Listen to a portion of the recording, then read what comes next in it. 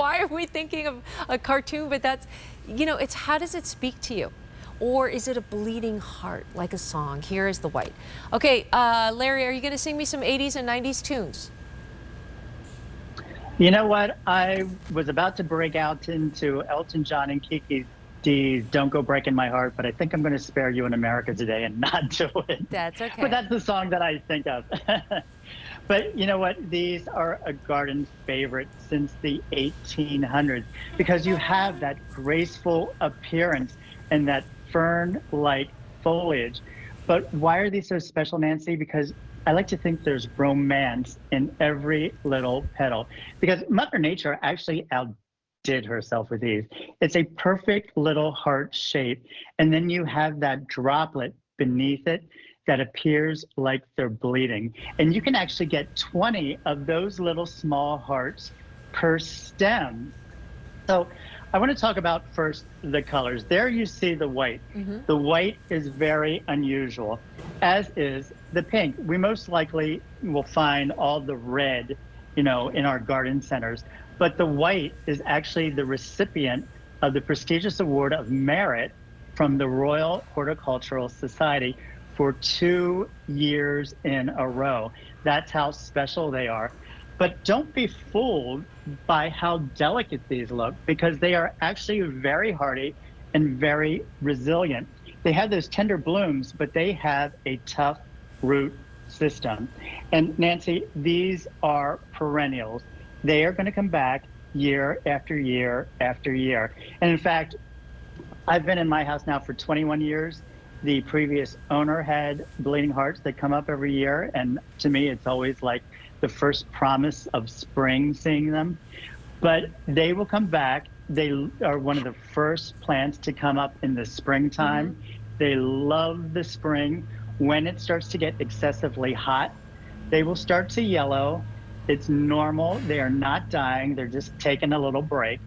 And then they will come back. And there you can see, you are getting a bare root. When you get this, Nancy, make sure you keep it moist.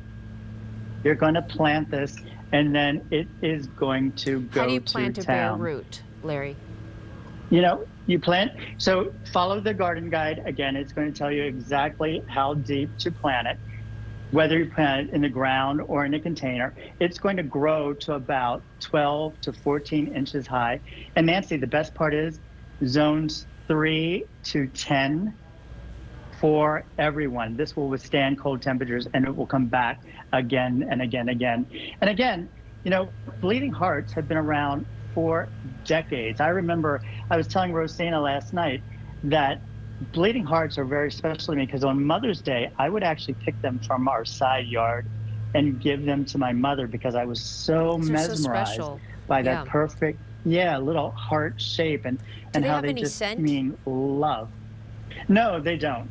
But it's just this I don't think they beauty. need it because they are just, so absolutely beautiful. So you're getting a white and you're getting the pink, and the pink is so gorgeous, right?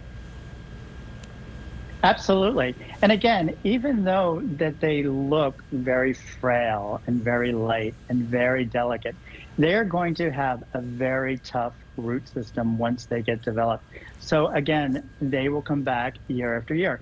And the thing with these, Nancy, is, you know that feeling you get when it's starting to feel like spring, but nothing's happening? These will start popping out of the ground. And as soon as I see them, I'm like, yes, spring is on its way. All right, and they come as bare roots. So let's go through the garden guide and what that comes with, Larry. Yeah. So again, you do get your garden guide. It tells you everything from planting distance in ground, the container size, how high they will get, your bloom times, everything you need. But then again, on the back is the magic, Nancy.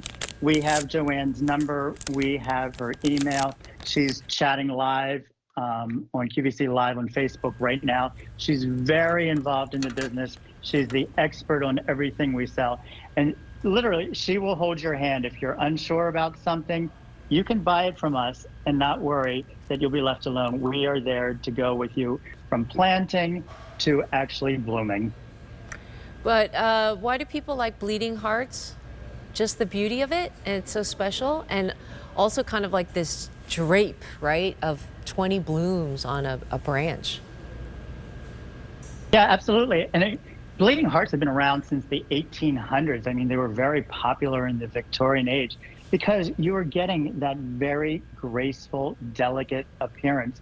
Unlike most flowers, these are very, very special in their heart-shaped look and how delicate they look. But then the foliage, Nancy, is that beautiful light green foliage that just accentuates the little heart shapes.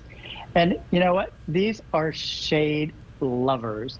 So if you have an area where you don't get a lot of sun and you want something very unique, very pretty, put them in your shade garden, put them with your impatiens, put them with your ferns and your hostas, just to add some interest. Because I love when friends will come over and they'll look at my flower beds and my gardens and they're like, oh, what's that? Or, oh, look at your bleeding hearts. Or, look at that. You want something special. I mean, anyone can go to their local nursery, the big box they're store, so and hard pick to up find, something. these kind of But flowers. you want something unique. You want something that you're buying at this price. And literally, Nancy, this will come back year after year after year for decades, and you can enjoy it. All right, there is that beautiful white, and you're also going to get the pink. Did you say they're more shade, Larry? Yep. Yep. They love the shade.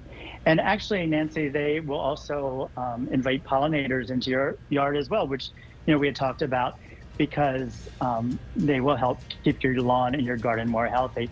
But with these bleeding hearts, Nancy, don't worry. They love the shade, but they don't throw the shade. They will just throw love, and they will throw beauty. Year after year, because they're perennials. Absolutely. Okay. Let's look at the hummingbird mint salvia live plant. It's a two-piece. There it is.